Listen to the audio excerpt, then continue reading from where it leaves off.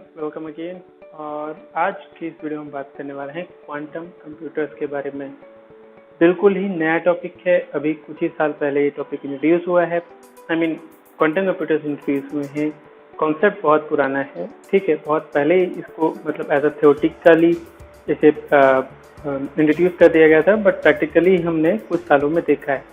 और IBM से लेकर चाइना ने क्वांटम सुप्रीमेसी हासिल की है। इससे कई सारे टर्मिनोलॉजी सबके सामने आए होंगे। होपफुली आप इस बारे में जानते हो, लेकिन आज हम समझते हैं कि आखिर होता क्या है क्वांटम कंप्यूटर।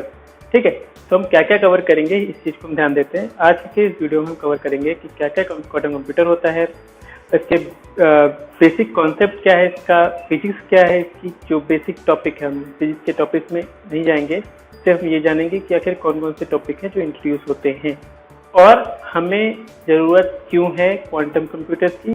इसके अलावा एरिया ऑफ इम्पैक्ट क्या क्या हो सकते हैं, मतलब क्या क्या हैं अभी करेंटली और क्या क्या फ्यूचर में हो सकते हैं, इसका फ्यूचर क्या है, और अभी तक क्वांटम कंप्यूटर कितने हद तक सक्सेसफुल है और कितने हद तक बना है, तो इन सब की बात करेंगे।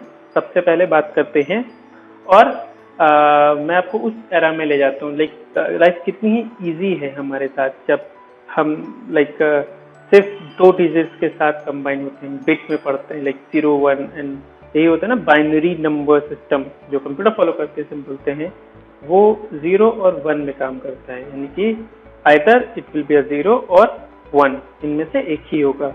सो ये चीज़ बहुत अच्छी रहती है जब तक आप एक सब्जेक्ट आता है DLD। अगर आप बीटेक आपने पढ़ा है तो आपने शायद सेकेंड ईयर में फर्स्ट ईयर में सीखा होगा इस सब्जेक्ट को। सब्जेक्ट होता है DLD, जब तक आप इसे नहीं पढ़ते हो, क्योंकि यहाँ पे आप पूरे टाइम बस दिमाग में ही चलते रहते हैं 0 1 1 0 1 0 1 एंड आप बिल्कुल कंफ्यूज हो जाते हो बहुत हद तक। अगर 0 का 1 हुआ, 1 का 0 हुआ तो आपका पूरा क्वेश्चन गया। तो यहाँ तक इजी था। तो मैं मैं ऐसा सोचता था कि आई वांट ओनली कि 2 डिजिट जो हैं, सिर्फ 2 डिजिट मिलके इतने वर्ल्ड में चेंजेस आ रहे हैं। मशीन लर्निंग एक अलग लेवल पे जा रही है, हम मार्स पे जाने की तैयारी कर रहे हैं, सिर्फ 2 डिजिट। सो अगर 3 डिजिट होती तो क्या होता, पर मैं गलत था, मैं गलत डायरेक्शन में सोच रहा था। एक्चुअली क्वांटम कंप्यूटर बहुत ही बेहतरीन है। Quantum computers are way better than that normal से। क्यों है ये समझते हैं, क्योंकि क्वांटम कंप्यूटर के अंदर कैपेसिटी है कि वो 0 और 1 एक ही टाइम पे शो कर सकते हैं। यानी कि थोड़ा सा ऐसे समझेंगे कि क्वांटम कंप्यूटर जो होते हैं वो जो है ऐसे कुछ समझते हैं, ठीक है, जैसे कि क्वांटम कंप्यूटर्स क्वांटम फिजिक्स से निकाले गए हैं, ठीक है। तो क्वांटम फिजिक्स के 2 टॉपिक जैसे कि सुपरपोजिशन है और एक और टॉपिक होता है, आके समझेंगे इसको। तो इसके थ्रू सुपरपोजिशन को यूज करके हम जो है फाइंड आउट करते हैं, हम जो बनाते हैं हम बिट बोलते हैं अपने नॉर्मल लैंग्वेज में। क्वांटम कंप्यूटर में से हम बोलते हैं क्यूबिट, मतलब वो एक टाइम पे 2 0 और 1 में से कुछ भी शो कर सकता है। समझ रहे हैं, ठीक है। इसमें परसेंटेज वाइज होता है, जब हम देखते हैं तो कुछ भी हो सकता है, नहीं कि वो चेंजेबल होता है। तो 2 क्यूबिट का मतलब है कि 4 पॉसिबल बेसिक स्टेट, ठीक है, जैसे 0 0 0 1 1 0 और 1 1। इसका मतलब अगर आपने 2 क्यूबिट्स लेंगे, एक क्यूबिट में आपके कितने हैं 0 1, कुछ भी हो सकता है। जब 2 क्यूबिट्स लेते हैं तो आपके 4 पॉसिबल वे हो सकते हैं, मतलब एक टाइम पे 4 पॉसिबल आपके स्टेट्स पाए जा सकते हैं। जैसे कि बाइनरी में क्या होता है कि सिर्फ 2 होते हैं, ठीक है, 0 और 1।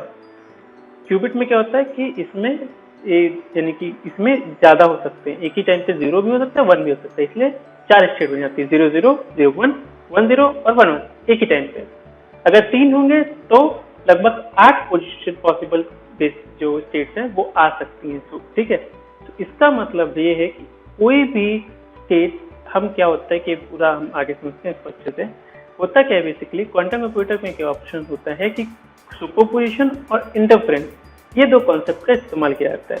तो हम इसमें क्या करते हैं, सिंपल स्टेट होती है 0, ठीक है, फिर हम रन करते हैं एलिमेंट्री गेट के थ्रू, सर्किट वगैरह रन करते हैं क्वांटम स्टेट में जाके, और हम फाइंड आउट करते हैं कि इससे हम समझेंगे कि जो है हमारा जो इलेक्ट्रॉन होता है वो स्पिन करता रहता है, सर्टेन टाइम पे 0 भी दिखा सकता है और 1 भी दिखा सकता है। ये प्रेडिक्ट करना थोड़ा सा मुश्किल है, कि इसमें प्रोबेबिलिटी लगती है कि वो 0 शो करेगा या 1 शो करेगा। सो इसी तरीके से हम 0 भी दिखा सकते हैं और 1 भी दिखा सकते हैं। यही इसका बेनिफिट है। अननोन होता है, जब तक आप उसे वो स्पिन करता रहता है और आपको पता नहीं होता कि वो क्या बदलेगा, जब तक वो आपको एग्जैक्टली आप उसको देखते नहीं हो। जब आप देखते हैं तभी आपकी फाइनल स्टेट निकाल सकते हैं। ठीक है, तो क्या क्या एरियाज हैं जहाँ पे ये इम्पैक्ट करता है, इसकी बात करते हैं, क्योंकि हो सकता है क्वांटम समझने में थोड़ा सा डिफिकल्ट लगे। तो आप इसको सीधा समझ सकते हैं कि क्वांटम फिजिक्स में इलेक्ट्रॉन के स्पिन, क्योंकि आप जानते हो कि क्लॉकवाइज स्पिन होता है और एंटी क्लॉकवाइज स्पिन होता है, तो ये अगर आप फिजिक्स में थोड़ा सा डीपली पढ़ोगे तो ये आपको बहुत अच्छे समझ में आएगा। बट इसके एरिया ऑफ इम्प्लीमेंटेशन क्यों है, क्योंकि ये इसलिए इम्पोर्टेंट है कि आखिर फायदे क्या हैं। सो एरिया ऑफ इम्पैक्ट क्या क्या है। सबसे पहली चीज़ है कि इसमें गैस करना बहुत ही मुश्किल है कि क्या क्या होगा फ्यूचर में, क्योंकि अभी क्वांटम कंप्यूटर जस्ट आए, कुछ एरियाज हम गैस कर सकते हैं कि जहाँ पे क्वांटम कंप्यूटर इम्पैक्ट करेगा। ठीक है, हालांकि एक क्लासिक कंप्यूटर, क्योंकि सुंदर पिचाई का ही कहना था, गूगल के सीईओ, कि सुपर कंप्यूटर कैलकुलेशन वो कैलकुलेशन सेकंड्स में कर सकता है, माइक्रो सेकंड्स में कर सकता है, जो एक सुपर कंप्यूटर 2300 साल लेगा कैलकुलेट करने में। तो ये पावर है एक क्वांटम कंप्यूटर की। ठीक है, इसके अलावा इस टाइम आपके पास गूगल के पास भी है, IBM के पास भी है, और चाइना भी क्वांटम कंप्यूटर्स में सुपरमेसी हासिल कर चुका है। ठीक है, तो कुछ एरियाज जैसे आपका मशीन लर्निंग है, जिसमें आपकी हाई क्वालिटी का इंटरनेट, आपको हाई क्वालिटी का सिस्टम चाहिए होता है ट्रेन करने के लिए मॉडल वगैरह। क्रिप्टोग्राफी है, क्रिप्टो करेंसी वगैरह है जिसमें इसका यूज होता है, जहाँ पे वो कंटिन्यूअस चेंज होता रहता है और वो चाहिए होता है कि वो सिक्योर रहे। इसके लिए है, हैकिंग वगैरह के लिए यूज होता है। ऑप्टिमाइजेशन यानी कि बेस्ट फिट फाइंड करने, क्योंकि सुपर कंप्यूटर की कैलकुलेशन बहुत फास्ट है, क्वांटम कंप्यूटर की कैलकुलेशन बहुत फास्ट है। दैट्स व्हाई कि इसके चांसेस हैं कि वो बहुत ही तेजी से किसी भी सिस्टम को हिट करके उसको क्रैक कर सकता है, या फिर अगर क्वांटम कंप्यूटर से हम किसी डेटा को सिक्योर करते हैं तो सालों लग जाएंगे, कई साल से लग जाएंगे, क्योंकि वो कंटिन्यूअसली वो चेंजेस होता रहेगा और उसको क्रैक करना मुश्किल है। ऑप्टिमाइजेशन में इसका इस्तेमाल कर सकते हैं। ऑप्टिमाइजेशन मतलब कोई बेस्ट सोल्यूशन फाइंड आउट करने में, जिसको करने में कंप्यूटर्स को बहुत टाइम लगता है। सेम एज सिमुलेशन, जिसमें कैलकुलेशन बहुत ज़्यादा होती है। ठीक है, तो मशीन लर्निंग में जो बेनिफिट है, मशीन लर्निंग में फास्ट कंप्यूटेशन होता है, इससे best optimum value find out करना इजी रहता है और ट्रेन और टेस्ट करना इजी रहता है। ठीक है, तो ये चांसेस हैं कि क्वांटम कंप्यूटर जो है वो AI के लिए बहुत ही ज़्यादा इम्पैक्ट डाले। अगेन गूगल के CEO ने कहा था quantum computer can calculate in seconds that what a super computer can take 1000 years। ठीक है, तो 100 years बट 1000 years। तो ये इसका बेनिफिट है, ये इसकी सबसे बड़ा बेनिफिट है।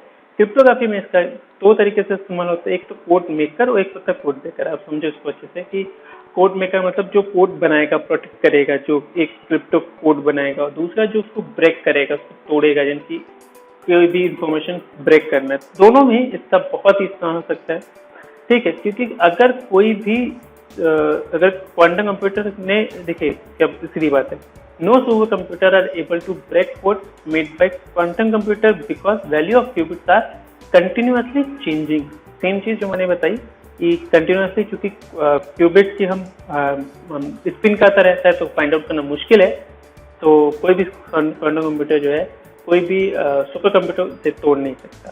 सेम एज कोड ब्रेकर में quantum computer are able to computer is in a faster way that it can break any code protected by any supercomputer code, you know, क्योंकि कैलकुलेशन बहुत fast होती है, बहुत तेजी से switch करता रहता है, तो एक ही टाइम पे चारों बिट आ सकते हैं। सब देख रहे थे जैसे अगर 2 बिट क्यूबिट की बात हो तो एक ही टाइम पे 4 पॉसिबल पोजिशन आ सकती हैं, तो कोई भी कोड सेकेंड्स भर में तोड़ सकता है क्वांटम कंप्यूटर। अदर एरिया जैसे हैकिंग है, सिमुलेशन है, ऑप्टिमाइजेशन है, और जो अदर कंप्यूटेशन टास्क है जिसमें बहुत ही हैवी सिस्टम की जरूरत पड़ती है, पर वो क्वांटम कंप्यूटर से चुटकियों में कर सकता है।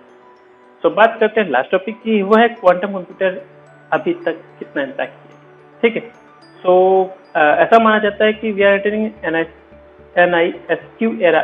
ठीक है, प्ले स्केल 2018 के आसपास की, जिसमें इसका मतलब noise intermediate scale quantum computer. अभी जो हम क्वांटम कंप्यूटर बना रहे हैं वो इंटरमीडिएट लेवल के हैं। ठीक है, तो IBM, गूगल, इंटेल ये लगभग 50 to 60 रीजनेबली गुड क्यूबिट्स बना पाए हैं। बट 50 से 70 is qubits not a lot, ठीक। और क्लासिकल कंप्यूटर्स है बिलियन ऑफ बिट्स, क्योंकि आप जानते हो कि कितनी इन्फॉर्मेशन होती है आपकी, बहुत सारी, तो 50 से भी नहीं है, लेकिन रीजनेबली गुड है अभी, लेकिन इसमें और इम्प्रूवमेंट की ज़रूरत है। इसके अलावा एरर करेक्शन से हमें डील करना होगा, और इससे मतलब हमें इसमें कुछ और फिजिकल क्यूबिट्स की हमें ज़रूरत होगी। क्वांटम सुप्रीमेसी जो एक टर्म है जो इस समय बहुत ही कॉमन है, और कई सारे कंट्रीज को क्वांटम सुप्रीमेसी मिली हुई है, तो हर कंट्री अपनी क्वांटम सुप्रीमेसी हासिल करने के पीछे लगी हुई है। तो उसमें क्या है कि some quantum computer that can not be simulated on today's best super computer is reasonably amount of time, is taking reasonable amount of time. तो ये थोड़ा सा इशू है, ठीक है। तो ये हमारी प्रेजेंटेशन थी क्वांटम कंप्यूटर से। होपफुली ये आपको बहुत ही अच्छी लगी हो, आपको कुछ नॉलेज गेन हुई हो क्वांटम कंप्यूटर के बारे में, ठीक है। हमने काफ़ी कुछ इसमें कवर किया, बेसिक कवर किया, ताकि आपको ये थोड़ा सा अंदाज़ा लग सके कि हम क्या क्या कवर कर रहे हैं। तो ये हमने कवर किया, और होपफुली आपको समझ में आया हो। अगर आपके पास कोई क्वेश्चन हो तो आप कमेंट बॉक्स में लिख सकते हैं, and we will try to find out the best solution for it. So that's it. Until then, thank you and bye-bye.